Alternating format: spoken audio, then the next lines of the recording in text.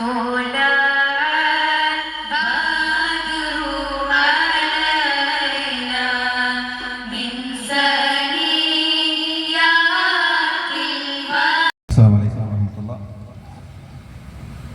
അൽഹംദുലില്ലാ വസ്സലാത്തു വസ്സലാമു അലാ സയ്യിദിനാ മുഹമ്മദ് വഅലാ ആലിഹി വസഹ്ബിഹി അജ്മഈൻ. ഏറെ ബഹുമാനനായ യോഗ അധ്യക്ഷൻ എം മുഹമ്മദ് അഷ്റഫി, ഇവിടെ ഇന്ന് മുഖ്യ പ്രഭാഷണം നടത്തുന്ന നമ്മുടെയൊക്കെ പ്രിയങ്കരനായ സ്വാമി ആത്മദാസ് ഹരി എം ഇ, മറ്റിവിടെ സന്നിഹിതരായിട്ടുള്ള നമ്മുടെ Punnayur panchayat president T K Hasan, K H Abid, K D Khaneef, Hussain Ashrafi, Basheer Saqafi, Shareef Musliyar, Abdussalam Saqafi, V K Muhammad, E Mayankutty, ബഹുമാനപ്പെട്ട വെളിയങ്കോട് മൊയ്തുണ്ണി സാഹിബ്, അഷ്റഫ് മണ്ണായിക്കൽ, സൈനുദ്ദീൻ കല്ലായിക്കൽ, അബൂബക്കർ ഹാജി, നമ്മെ സ്വാഗതം ചെയ്ത സലീം സഖാഫി അടക്കമുള്ള വേദിയിലും സദസ്സിലും സന്നിധരായ ഇവിടെ നമുക്ക് നമ്മെ സഹായിച്ചത് ബഹുമാനപ്പെട്ട റാഫി കൊട്ടാരം അടക്കമുള്ള അദ്ദേഹത്തിൻ്റെ കുടുംബാംഗങ്ങളെ സുഹൃത്തുക്കളെ, കണ്ടത്തോട് കട്ടുങ്ങലിൽ പുതിയതായി പുനർനിർമ്മിച്ച നമ്മുടെ പള്ളി മസ്ജിദ് എന്നതിൻ്റെ ഉദ്ഘാടനം നമുക്കിവിടെ മഗ്‌രിബ് നമസ്കാരത്തോടു കൂടി ഉദ്ഘാടനം ചെയ്യാൻ നമുക്ക് സാധിച്ചു. നേരത്തെ ഉണ്ടായിരുന്ന പള്ളി മുഴുവനായും പൊളിച്ച് വളരെ സൗകര്യപൂർവ്വം ഇവിടെ നിന്ന് നാട്ടുകാർക്ക് വേണ്ടി തുറന്നു കൊടുത്തിരിക്കുകയാണ്. ഈ ഒരു മഹത്തായ കർമ്മത്തിൽ പങ്കാളികളായ എല്ലാവർക്കും അള്ളാഹു അർഹമായ പ്രതിഫലം നൽകുമാറാവട്ടെ എന്ന് പ്രാർത്ഥിക്കുകയാണ്. മൻ ബന മസ്ജിദല്ലാഹി ബനല്ലാഹു ലഹു ബൈതൻ ഫിൽ ജന്ന.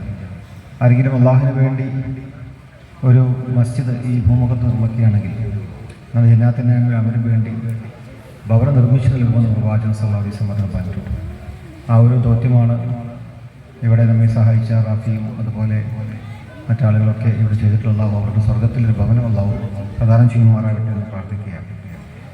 പള്ളി എന്ന് പറയുന്നത് അള്ളാഹുവിൻ്റെ ഭവനമാണ്. ലോകത്ത് മറ്റേത് പ്രതലത്തേക്കാളും കൂടുതൽ ഈ വഖഫ് ചെയ്യുന്നതോടുകൂടി അള്ളാഹുവിൻ്റെ പള്ളിക്ക് വലിയ പ്രാധാന്യം നൽകപ്പെടുകയാണ്. അവിടെ അത് പുണ്യമായി കരുതപ്പെടുന്നു. ശുദ്ധി ഉള്ള ആളുകൾ മാത്രമേ അവിടെ പ്രവേശിക്കാൻ കഴിയുള്ളൂ. മാത്രമല്ല അവിടെ ഇരിക്കുന്നതും നടക്കുന്നതും എല്ലാം ഇബാദത്തായി മാറുന്നു. ഇത്തിക്കാഫ് ഒരു സ്ഥലത്ത് വെറുതെ ഇരിക്കുമ്പോൾ കൂലി കിട്ടുന്നത് അത് അള്ളാഹുവിൻ്റെ ദൃഷ്ടാന്തമാണ്. അത് പള്ളിയാണ്. നബിയത്തിൽ ഇത്തിക്കാഫ് ഹാദിൽ മസ്ജിദില്ലാഹി തആല എന്ന് പറഞ്ഞ് അവിടെ ഇരിക്കുമ്പോൾ ആ ഇരുത്തം വെറുതെ ഒന്നുമില്ല, അതൊരു ആരാധനയായി മാറുന്നു. അത് പള്ളിക്ക് അല്ലാഹു നൽകിയിട്ടുള്ള വലിയ മഹത്വമാണ്. പള്ളി മുസ്ലിം സമുദായത്തിൻ്റെ അടയാളമാണ്.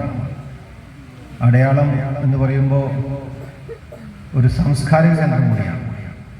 ആരാധനകൾക്കപ്പുറത്ത് മുസ്ലിം സമുദായത്തിൻ്റെ ഒരു അടയാളം, ഒരു ആസാർ, ഒരു സാംസ്കാരിക കേന്ദ്രം എന്ന് പറയുമ്പോൾ അത് മുസ്ലിങ്ങളുള്ളിടത്ത് പള്ളികളുണ്ടാവും. പക്ഷെ അത് മുസ്ലിം സമുദായം ഉയർത്തിപ്പിടിക്കുന്ന ആശയവും പ്രത്യയശാസ്ത്രയും അത് മാനവികതയുടേതാണ്. പ്രത്യേകിച്ച് നമ്മുടെ ഇന്ത്യ രാജ്യത്ത് വിവിധ മതവിശ്വാസികൾ ജീവിക്കുന്ന ഈ ഒരു നാട്ടിന് ഏറ്റവും മാതൃകാപരമായ ഒരു സമീപനമാണ് പ്രവാചകൻ സല്ലല്ലാഹു അലൈഹി വസല്ലം തങ്ങൾ നമുക്ക് കാണിച്ചു നൽകി. മദീനയിലേക്ക് ഹിജ്റ പോയ സമയത്ത് അവിടെ സഹോദര സമുദായത്തിൽപ്പെട്ട ജൂത ക്രൈസ്തവ സമൂഹങ്ങളുണ്ടായിരുന്നു. അവരോട് നീതി പുലർത്താനാണ് പ്രവാചകൻ സല്ലല്ലാഹു അലൈഹി വസല്ലം തങ്ങൾ ആഹ്വാനം ചെയ്തത്. ഇവിടെ ഈ ഒരു സദസ്സിൽ നമ്മുടെ സഹോദര സമുദായത്തിൽപ്പെട്ട നമ്മുടെ സ്വാമി ആത്മദാസ് എം ഇ, അദ്ദേഹം മനോഹരമായി ഖുർആൻ പാരായണം ചെയ്യും, ഹദീസ് ഓതും. നമ്മളിൽ ഒരാളായി ജീവിക്കുന്ന നമ്മുടെ വിശ്വാസം വ്യത്യാസമുണ്ടെങ്കിലും നമ്മുടെ നന്മയുടെ കൂടെ നിൽക്കാൻ എല്ലാ വിശ്വാസികളും ഇവിടെ ഒരുമിച്ച് നിൽക്കുന്നു എന്നതാണ്. അപ്പോൾ വിശ്വാസത്തിൻ്റെ പേരിൽ, ഇവിടെ മതത്തിൻ്റെ പേരിലാണ് പലപ്പോഴും ഇന്ന് കലഹങ്ങളുണ്ടാവുന്നത്, പിളർപ്പുണ്ടാവുന്നത്. മതം നമ്മെ ആത്മീയമായി സംസ്കരിച്ചെടുക്കാനാണ്, അതിലൂടെ അള്ളാഹുവിലേക്ക് എത്താനാണ്. അള്ളാഹുവിലേക്ക് എത്താനുള്ള മാർഗങ്ങളിൽപ്പെട്ടതാണ് ആരാധനകൾ. അതിൽ ഏറ്റവും പ്രധാനപ്പെട്ട ആരാധനയാണ് നമസ്കാരം. 5 നേരത്തെ നമസ്കാരം എന്നത് നമുക്കുള്ളൊരു സംരക്ഷണമാണ്, പ്രൊട്ടക്ഷനാണ്. ഇന്ന സ്വലാത്ത തൻഹ അനിൽ ഫഹ്ശാഇ വൽ മുൻകർ.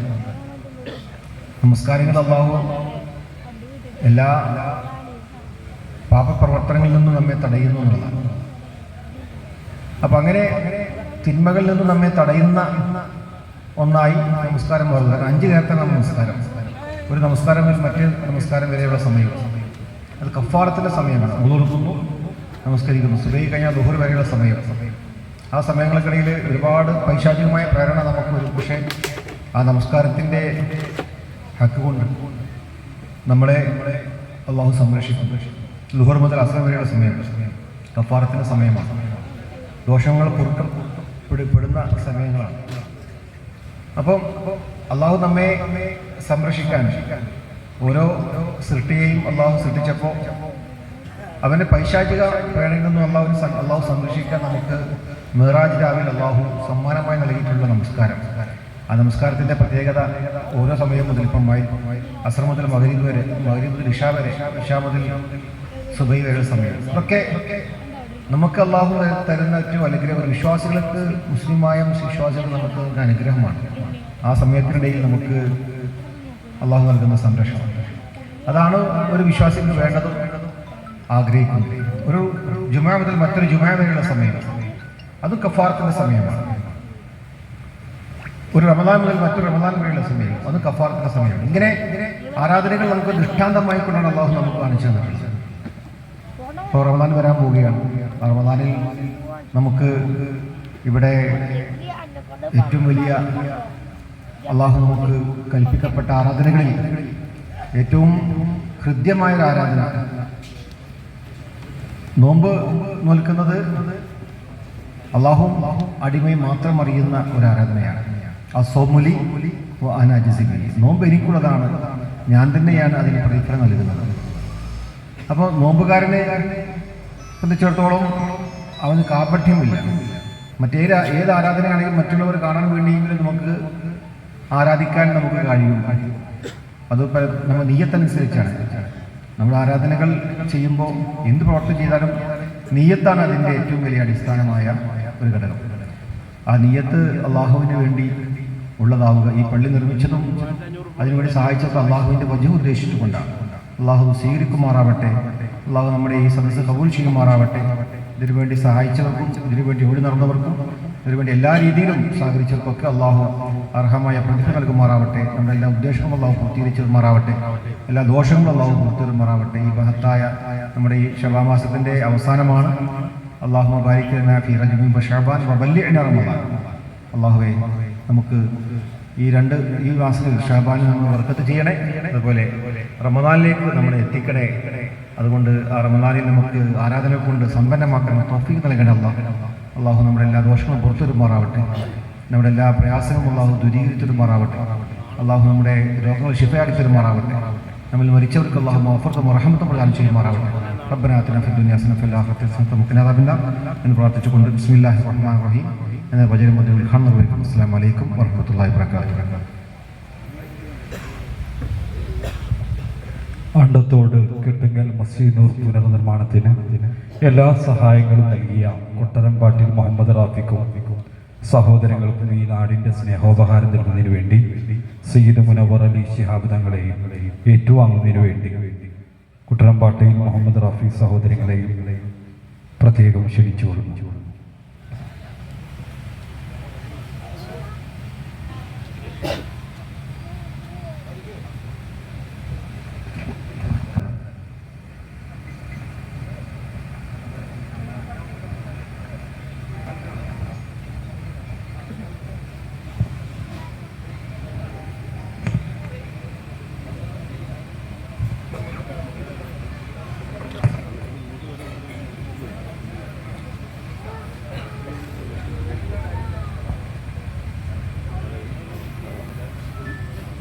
ആശംസാ പ്രഭാഷണത്തിനായി സ്വാമി ആത്മദാസ്യമിയെ ഹൃദയപൂർവ്വം ക്ഷണിച്ചുകൊള്ളുന്നു.